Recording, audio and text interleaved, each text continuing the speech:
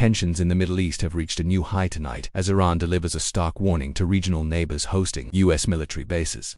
Amid escalating rhetoric from President Donald Trump over the regime's brutal crackdown on nationwide protests, a senior Iranian official told Reuters today, January 14, 2026, that Tehran has explicitly informed countries across the region including Saudi Arabia, the United Arab Emirates, Qatar, Bahrain, and Turkey that American bases on their soil will be considered legitimate targets and struck if the United States launches any attack on Iran. The warning extends to major facilities like Udeid Air Base in Qatar, the largest U.S. installation in the Middle East and headquarters for Central Command, along with bases in Bahrain hosting the Navy's Fifth Fleet and others supporting thousands of American troops. This direct threat comes as Iran's leadership seeks to deter potential U.S. intervention in the ongoing unrest.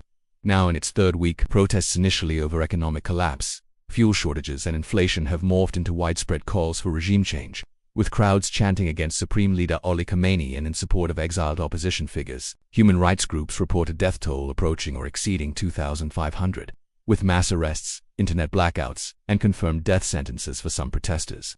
President Trump has repeatedly warned Tehran against executions, stating U.S. forces are prepared for very strong action and declaring help is on the way for demonstrators, though without specifying military involvement. In response to Iran's threats, diplomatic sources tell Reuters that some non-essential U.S. personnel have been advised to depart Al Udeid Air Base as a precaution.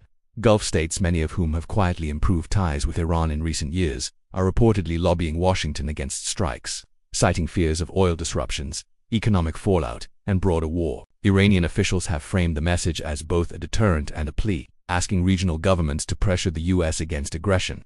Parliament Speaker Mohammad Baker Kalibaf has echoed similar warnings, declaring U.S. and Israeli assets legitimate targets in any conflict. Global markets reacted nervously. Oil prices jumped over 3% on supply disruption fears, while defense stocks rose.